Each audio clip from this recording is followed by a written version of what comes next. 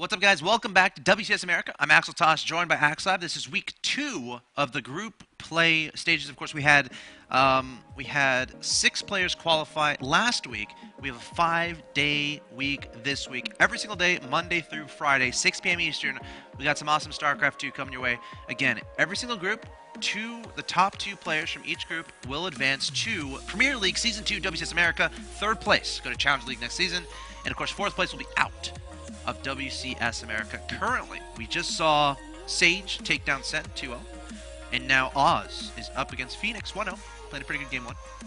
Yeah, an excellent game 1 there. His use of Blink sockets was phenomenal there, and really showcased his micro. He was so good at both avoiding losses by utilizing Blink, but also picking off key units that prevented Fenix from developing that mid-game composition that gets scary.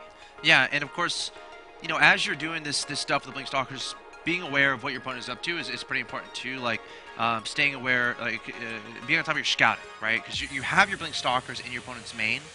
You can identify little things that kind of tell you what's going on. If you're taking out 3 medevacs, you're probably going to be very comfortable that he's not going to counterattack you with the draw. Like taking out those 3 medevacs earlier, that's huge because you know your opponent is not going to try to do a counter drop because they just don't have the units necessary to do something like that, where they can send some units across the field while defending against the annoying stalkers in the front. That's right, and that's really, against a player like Fenix, yeah, that's what you want to do. Fenix is at home when you're at home, and he's attacking you, and he gets addicted to the pace of the game. Just a very hyper-aggressive player, and if you put him on the defensive, it takes him out of his element. And that's something no player wants to be, is in a situation where they don't feel in control of the game. Right. And there's some players who, even if you're attacking them, they feel in control, because they're just fine being, like Theognis, for example. He's fine sitting defending 2 bases with 3 orbitals, and he feels like that's fine. But a player like Fenix, who's used to just constantly dropping his opponent, gets him out of his comfort zone, and you're gonna basically find more mistakes. Okay. And that's why we saw he was able to pick off 2 or 3 medevacs. They were a little bit exposed there. There wasn't always the bunkers in the right placements. There wasn't always SCVs when it needed to be. Yeah. And Oz just exploited every little mispositioning perfectly. Yeah, so what do you think is the best way for a Terran to deal with, let's say they just scout the Twilight Guns. They know your opponent's going for Blink. Is it worth it to get a bunker in the main? I mean, what are the steps the Terran needs to take once they identify the Blink play from their opponent? Just having a bunker in your front and also one in your main is great. If you have a lot of units, you don't need a bunker in your main. But it's great to have it there. It's only 100 minerals. You can salvage it. You get 75 back. It's not a big deal. But what happened is Phoenix didn't scout it fast enough. And so when they blinked into his main, he lost the depot there. Then he lost a couple of units. He lost some Marines in the middle of the map. Exactly. That was pretty big, too. And if you don't have a big army, your opponent can blink into you and focus key things. And that's really where it went downhill for Phoenix. So at the front, he wasn't prepared for attack at the front. He only had 1 Marine in the bunker. The SCVs weren't there to repair.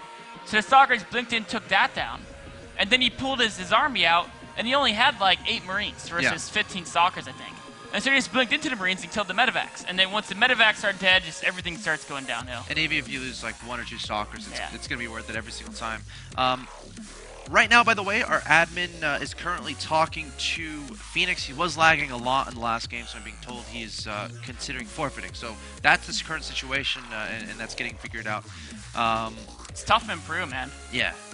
South America not known for having the world's greatest internet. And of course, Phoenix is playing from Peru right now. So he's having some issues, but hopefully he'll get those resolved, because he is a guy who, I remember seeing him. He was one of the few non-Koreans to perform really well in the early IM events in 2011. Yes. Like every IM event he would qualify for, because they always had a South American qualifier, and he would always win it, no matter what. He was like, "This one's easy, guys. I got this." And then people would say they would discount him. But he would take maps off of some of the top Korean players. I think he even might have taken on MVP in one of the tournaments. So he's a guy who, in Brood War and in the early StarCraft 2 days, was so dominant. Right. It would just be amazing to see him get back in that same shape. Because right now, I mean, Killer is really the main guy holding up the South American scene. Yeah. Hope to see Phoenix do well, but unfortunately, we are getting word that Phoenix has decided to forfeit because he is having serious internet problems. And it's one of those things, I don't know if they have, do PC cafes even exist in Do you think they exist? I'm sure there's some, but Yeah. it might not be close to them. You know, Yeah. it'd be something where. Because it might be one of those things where, you know, you go quickly over to a PC cafe and get your matches done. PC cafes also, a lot of them have notoriously bad internet. Really? I know, like, Oh. well, at least the one in the States. Sure. I've yet to be in a PC cafe in the States Yeah. where I didn't get insane lag. Wow. It's just, I That don't know. seems counterintuitive a little bit. Well, I mean, it's because they're normally designed for LAN play. Right. Right? So they're designed, people go in there and they play Counter-Strike with each other and stuff, at least in the States.